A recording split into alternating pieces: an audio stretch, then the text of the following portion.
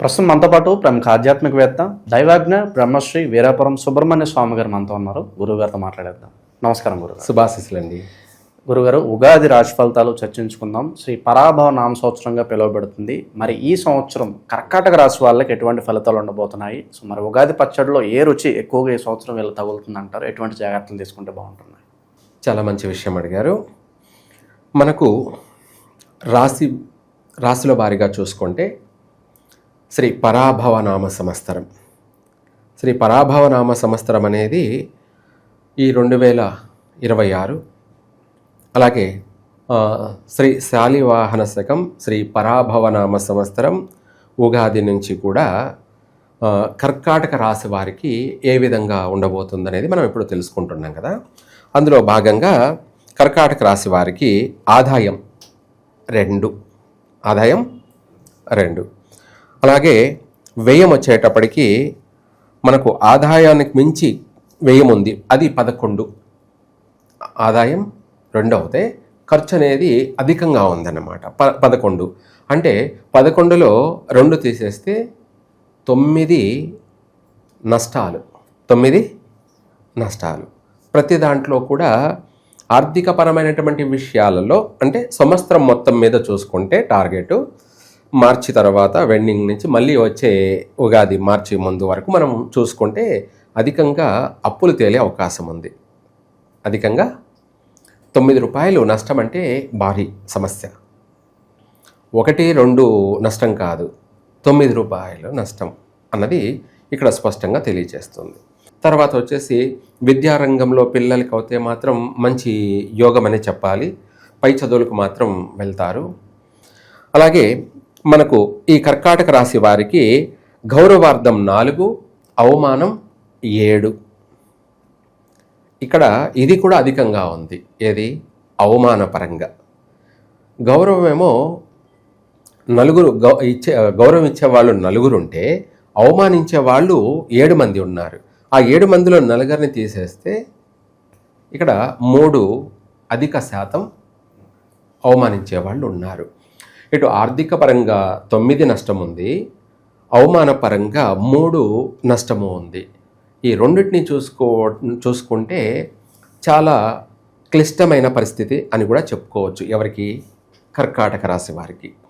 ఈ పరాభవనామ సంవత్సరం గ్రహ సంచార యొక్క ప్రభావం వాళ్ళు ఉన్నటువంటి స్థానాలను బట్టి చూసుకుంటే ప్రస్తుతం ఉగాదికి నుంచి ప్రారంభంలో బాగానే ఉంటుంది. ఎందుకు అంటే గురువు యొక్క ప్రభావం 12వ ఇంట 1000 స్థానంలో ఉన్నాడు. ఆ తర్వాత జూన్ తర్వాత మారుతున్నాడు. గురువు వచ్చేసి కర్కాటక రాశిలోకి వస్తున్నాడు. అది కర్కాటక రాశి అంటే జన్మం అనుకోండి. అలాగే ఇక్కడ 8వ ఇంట రాహు అంటే అష్టమ స్థానంలో రాహు ఉండడం వల్ల ఇక్కడ రాశి కర్కాటక రాశి, రాస్యాధిపతి చంద్రుడు. అలాగే అక్కడ నక్షత్రం అలాగే రాస్యాధిపతి కూడా శని అయినప్పటికీ రాహు కూడా అవుతాడనమాట. ఎందుకంటే శతభిష నక్షత్రాధిపతి రాహు కాబట్టి.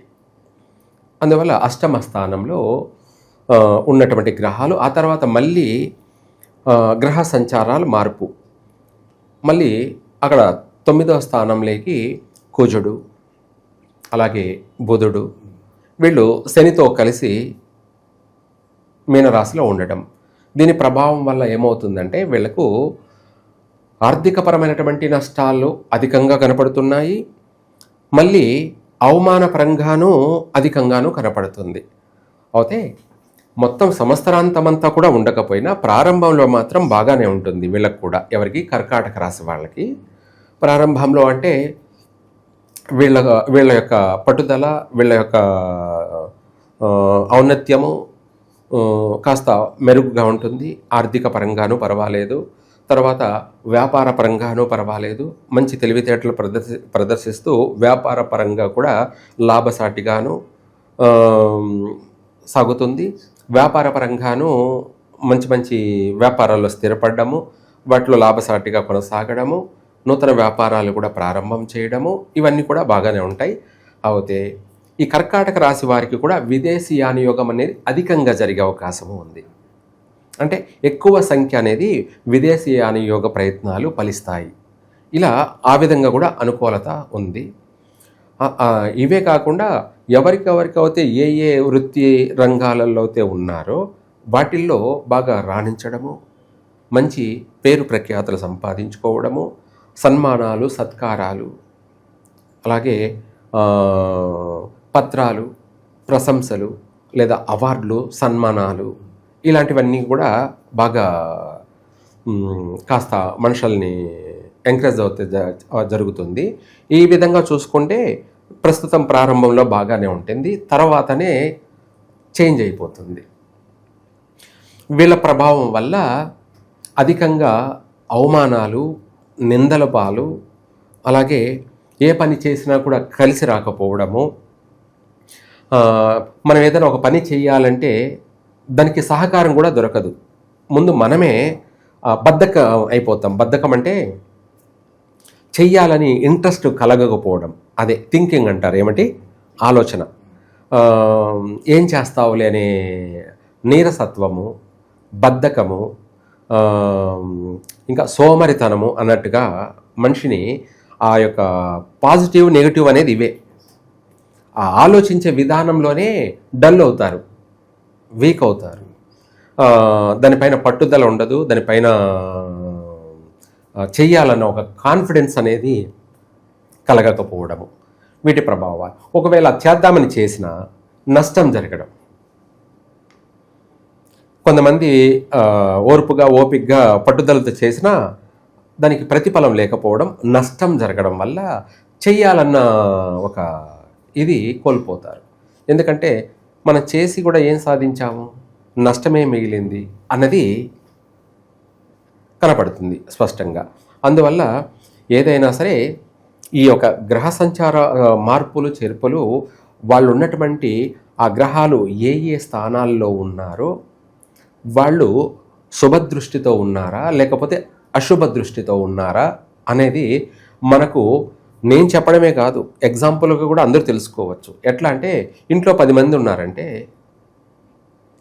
ఒకరేమో శుభదృష్టి అంటే మనల్ని అభిమానించడం, గౌరవించడం, సన్మానించడం, లేదంటే మనల్ని పొగడడం జరుగుతుంటుంది. ఇంకొకరేమో రివర్స్లో ఉంటారు. ఏమిటి?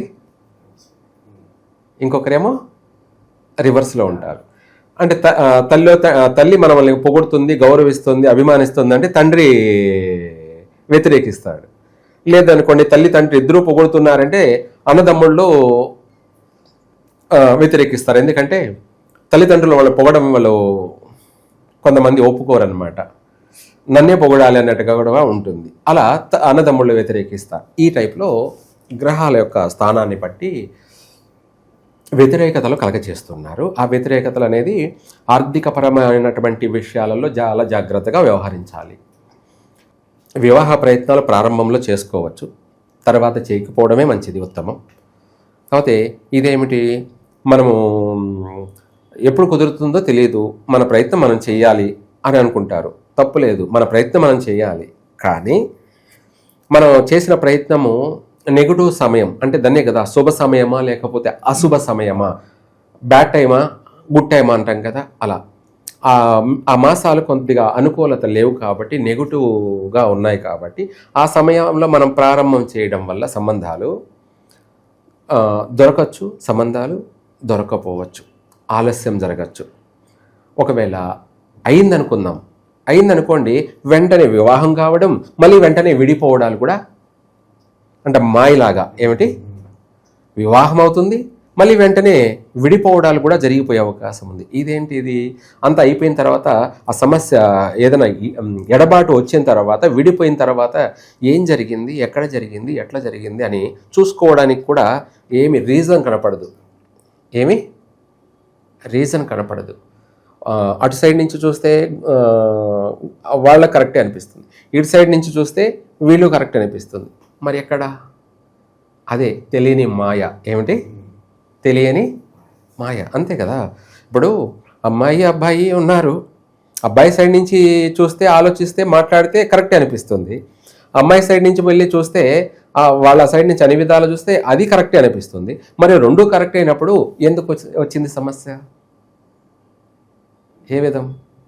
అంత చిక్కని రహస్యం అదే. ఇదంతా కూడా ఒక మాయ లాంటి విచిత్రమైనటువంటి ప్రభావాలు. మనం ఆలోచించినా కూడా మన మెదడుకి అంత చిక్కని విషయాలు. ఎక్కువగా ఆలోచించాల్సిన అవసరం లేదు. ఎక్కువగా ఆలోచన చేసిన బుర్ర పాడైపోతుంది. అందుకనేసి వీటికన్నిటికీ మూలాధారమైంది, వీటికన్నిటికీ దిక్కైంది దేవుడే. వీటికన్నిటికీ దేవుడే దిక్కు అన్నట్టుగా. అయితే ఈ రాశి వాళ్ళు ఇప్పుడు అష్టమ స్థానంలో రాహు యొక్క ప్రభావము, ద్వితీయ స్థానంలో రెండో ఇంట కేతువు యొక్క ప్రభావము ప్రమాదాల కారణం చేస్తుంది. ప్రమాదాలు అంటే వాహన ప్రమాదాలు, నీటి ప్రమాదాలు, నీటి గండాలు, నీటి వలన ప్రమాదాలు, ప్రాణ నష్టాలు. ఇవే కాకుండా వాహన ప్రమాదాలు లేదా అగ్ని, ఇదే కాకుండా ఆయుధాల వల్ల కూడా ప్రమాదాలు. వీటితో పాటు కుటుంబ సభ్యుల్లో మాతృమూలకంగా అంటే తల్లి తరపున నుంచి కావచ్చు, తండ్రి తరపున నుంచి కావచ్చు, కుటుంబ సభ్యులు లేదా బంధుమిత్రులు లేదా స్నేహితులు, ఇలా వాళ్ళ వల్ల కూడా సూదకాలు ఎక్కువగా వీళ్ళు పాల్గొనే అవకాశం ఉంది. అంటే అనవసరంగా ఎక్కువ చావులకు వెళ్ళి పాల్గొనడం, ఆ కార్యక్రమాల్లో ఎక్కువగా వెళ్ళడం రావడాలు ఇవి ఎక్కువగా కనపడుతున్నాయి. కాబట్టి వీటన్నిటినీ కూడా తప్పించుకోవడానికి వీలైనంత వరకు మన జాగ్రత్తలు మనం చేయాల్సిన మన పని మనం. ఎందుకంటే ఇప్పుడు ఒక పూట తిన్నాం, రెండవ పూట మళ్ళీ తినాలి. తినాలి. తినకపోతే శరీరం సహకరించదు, ఎనర్జీ ఉండదు, నీరసపడిపోతాము. దానికంటే కూడా ఎక్కువ బాధపడతాం, తినలేదే అని బాధపడతాం. అదేవిధంగా మనం నిత్యకృత్య కార్యక్రమాలు ఎలాగో ఆ టైప్లోనే మనము దైవారాధన అనేది కూడా అంతే. నిత్యకృత్య కార్యక్రమాల్లో ఇది ప్రధానమైనటువంటి భాగం. ఏది? దైవ దర్శనం. దానివల్లనే మీకు శక్తి, మానసిక శక్తి, శారీరక శక్తి, దృఢత్వం అన్ని విధాలు కూడా ఒక బలం ఏర్పడుతుంది. దాన్నే దైవబలం. అది కావాలి. కాబట్టి కర్కాటక రాశి వాళ్ళు ఇక్కడ మన భైరవుడు ఎవరు? కాలభైరవుడిలో కూడా అనేక రూపాలు ఉన్నాయి. స్వర్ణ భైరవుడు, ఉగ్ర భైరవుడు, అంగభైరవుడు, ఇలా అనేక ఉన్నాయన్నమాట. అందులో స్వర్ణ భైరవ స్వర్ణ భైరవుడిని వీళ్ళు ఎక్కువగా స్వర్ణ భైరవ హోమం జరిపించడం కానీ, స్వర్ణ భైరవ, ఇందులో కూడా అఘోర భైరవుడు, అఘోర భైరవుడు, ఇలా భైరవుల్లో కూడా అనేక రూపాలు ఉన్నాయన్నమాట. అందులో స్వర్ణాకర్షణ భైరవుడు అంటారు. స్వర్ణ ఆకర్షణ భైరవుడు. స్వర్ణాకర్షణ అంటే ఏంటి? బంగారమైన జీవితం. బంగారమైన జీవితం అంటే ప్రతిదీ ఆకర్షించడమే మనల్ని. శత్రువు వినాశనం జరుగుతుంది. అనుకున్న పని మనము విజయం వైపు వెళ్తాము. ఈ రాహువుని మనము కట్టడి చేయాలన్నా, రాహుకేతువులు ఇద్దరిని కట్టడి చేయాలన్నా, వాళ్ళ యొక్క బాధల నుంచి తప్పించుకోవాలన్నా, మనకు ఉపశమనం కలగాలన్నా, మనకు రాహుకాలం అనేది ప్రతిరోజు ప్రపంచవ్యాప్తంగా సంచరిస్తూ ఉంటుంది. అదేవిధంగా మనము వాటన్నిటి నుంచి బయటపడాలన్నా కూడా ఈ యొక్క స్వర్ణాకర్షణ భైరవుడుని మనము పూజించడం వల్ల, అది హోమం జరిపించుకోవచ్చు. అలా చేయడం వల్ల మనకు ఆర్థిక పరంగానూ బాగుంటుంది, ఆరోగ్యపరంగానూ బాగుంటుంది, అలాగే ప్రజా ఆకర్షణ ప్రకారంగానూ బాగుంటుంది. అయస్కాంతంలాగా. శత్రువులు అనేవాడు ఉండడు, మిత్రుడే. మనం చూడగానే అవతల వాళ్ళకి మనం చూడగానే వాళ్ళకి తెలియని ఒక ఫీల్, ఆనందం కలుగుతుంది. దాన్ని ఆకర్షణ, ప్రజా ఆకర్షణ. ఇది ముఖ్యంగా రాజకీయ నాయకులు అయితే 100% పాటించాలి. ఎందుకంటే వాళ్ళు సక్సెస్ కావడానికి, వాళ్ళు గ్యారంటీగా. లేదనుకోండి వాళ్ళు భారీ నష్టాలు మూల్యం చెల్లించే అవకాశం కూడా ఉంది. ఆ భారీ నష్టాలు ప్రమాదాలు కావచ్చు, ప్రాణ నష్టాలు కావచ్చు, ధన నష్టము కావచ్చు, మళ్ళీ ప్రజలలో అవమానాల పాలు. ఏమిటి? అధికంగా డబ్బు ఖర్చు పెట్టి పోగొట్టుకున్నారు. వాళ్ళు శారీరకంగా మానసికంగా ఎక్కువగా థింక్ చేసి తిరిగి అలసిపోయి మళ్ళీ ఇంత శ్రమ పడిన తర్వాత మళ్ళీ వాళ్ళతో ప్రజలతో అవమానాలు, నిందలు. నువ్వు మాకేం చేశావు అని ప్రశ్నలు తిరిగి, ఇలా ఇవి ఊహించినటువంటి బాధలు. అందుకనేసి వీళ్ళైతే 100% విజయం పొందడానికి, ప్రజా ఆకర్షణ పొందడానికి, అలాగే రాబోయేటువంటి విపత్తులు, ఉపద్రవాలను అన్నిటినీ కూడా తప్పించుకోవడానికి ఈ యొక్క స్వర్ణాకర్షణ భైరవుని యొక్క హోమం జరిపించినట్టు అయితే అందరూ సక్సెస్ అవుతారు. అందరూ కూడా ఫ్యామిలీ పరంగా కూడా, ఒక రాజకీయ నాయకులనే కాదు, భార్యాభర్తలు విడిపోయేటువంటి వాళ్ళు కూడా విడిపోకుండా కలిసిమెలిసి వచ్చిన పొరపచ్చులు, ఇద్దరి మధ్య వచ్చిన వాళ్ళ మధ్య ఏర్పడినటువంటి సమస్యలు అవన్నీ కూడా మళ్ళీ అట్లే వైదొలిగిపోతాయి. అట్లే తొలగిపోయి సమయానుకూలంగా విడిపోయే సమస్యలు రాకుండా కలిసిమెలిసే జీవిస్తారు.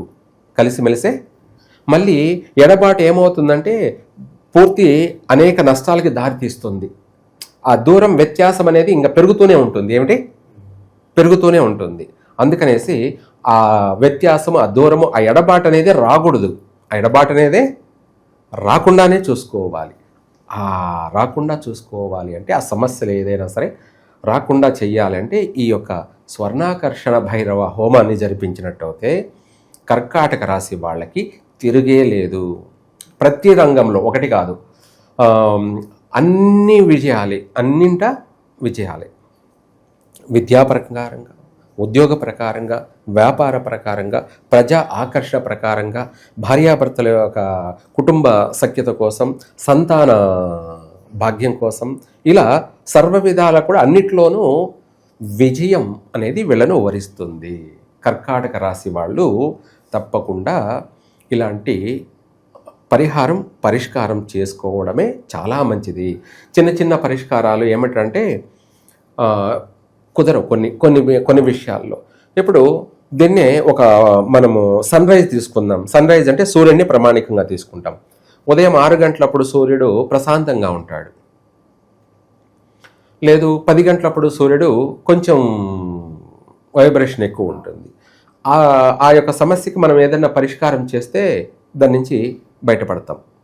అలాగే మధ్యాహ్నం 1 గంటప్పుడు ఉన్న సన్ రైజు తీవ్రమైనటువంటి నష్టాన్ని కలగచేస్తుంది, అనేక అనర్థాలకు దారితీస్తుంది.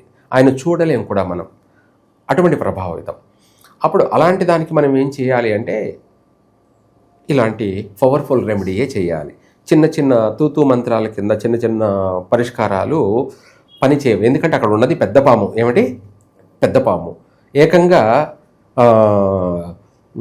పెద్ద పాము అన్నప్పుడు చిన్న పామునైనా పెద్ద కర్రతో కొట్టమని సామెత. అట్లాంటిది ఏకంగా పెద్ద పామే అయినప్పుడు ఇంకా మనం ఎలా పరిష్కారం చేసుకోవాలో అన్నది వాస్తవం.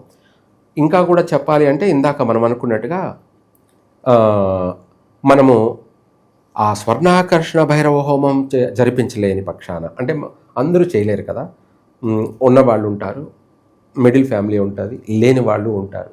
ఎందుకంటే వాళ్ళ పుట్టిన సమయాన్ని బట్టి, వాళ్ళ తలరాతని బట్టి, బిడ్డొచ్చిన వేళ గుడ్డొచ్చిన వేళ అన్నట్టుగా వాళ్ళ పుట్టిన తలరాతే ఏ రాశి అయినా కూడా ప్రధానం అవుతే, లేని వాళ్ళు ఏంటంటే సర్పారాధన చేసుకోవడం మంచిది. ఏమిటి? సర్పారాధన. ఇది సర్ప సూక్తం అనేది వాళ్ళే పఠించుకోవచ్చు. ఎవరో మళ్ళీ వెళ్ళి గుడికి వెళ్ళి ఖర్చు పెట్టి చేయలేని వాళ్ళకి ఏంటంటే సర్పసూక్తం. ఈ సర్పసూక్తం అనేది సర్పసూక్తం అనేది ఉంటుంది, బుక్ కూడా దొరుకుతాయి, పఠించవచ్చు. లేదంటే నేను ఒక గాయత్రి మంత్రాన్ని చెప్తాను, అదే పఠించవచ్చు.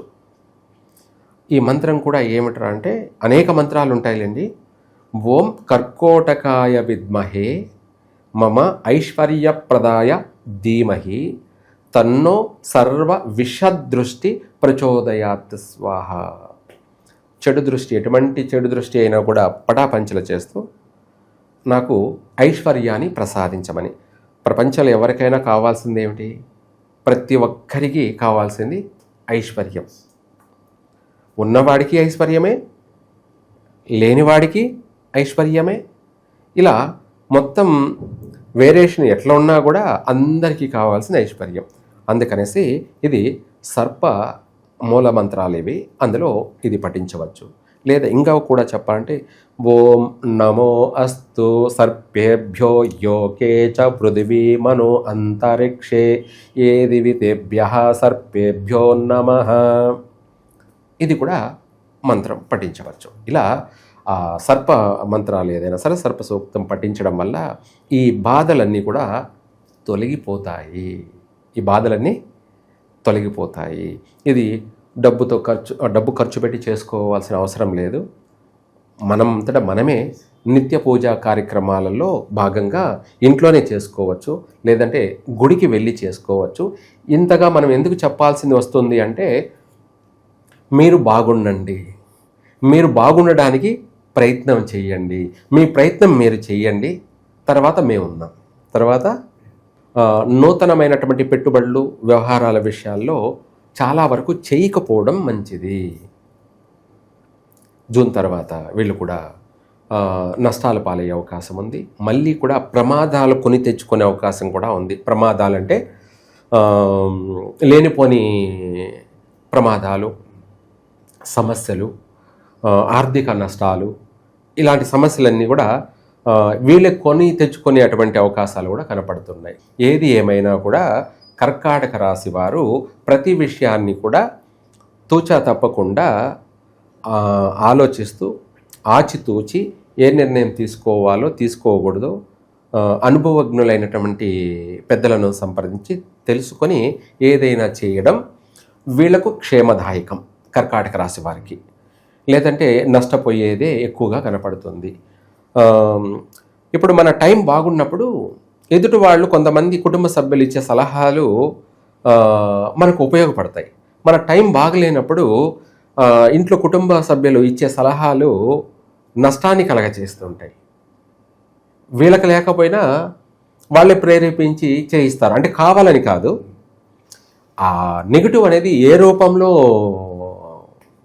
మనల్ని నష్టాలు కలగచేస్తుందో ఊహించలేరన్నమాట. అందుకనేసి అనుభవజ్ఞులైనటువంటి గురువులను సంప్రదించి తెలుసుకోవడం వల్ల వాళ్ళు ఏంటంటే గ్రహ నాడిని పట్టుకొని చూస్తారు.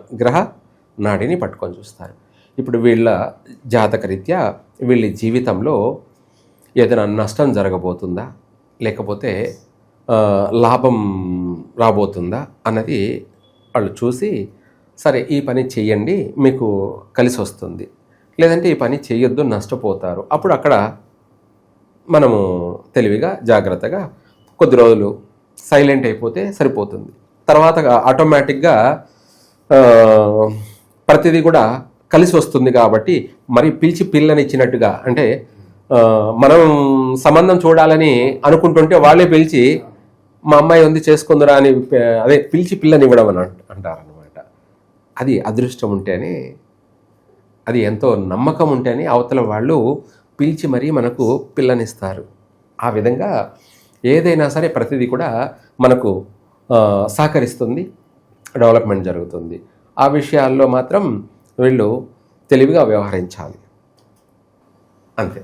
ఓకే, ఓవరాల్గా ఈ రాశి వాళ్ళందరికీ ఈ పరాభవ నామ సంవత్సరం ఏ విధంగా ఉంటుంది, ఎటువంటి జాగ్రత్తలు తీసుకోవాలి, మంచి విశ్లేషణ అందించారు. హోప్ఫుల్లీ అంతా కూడా మంచి జరగాలని చెప్పి కోరుకున్నాం. అవును, ధన్యవాదాలు. సర్వే జన సుఖినో భవంతు.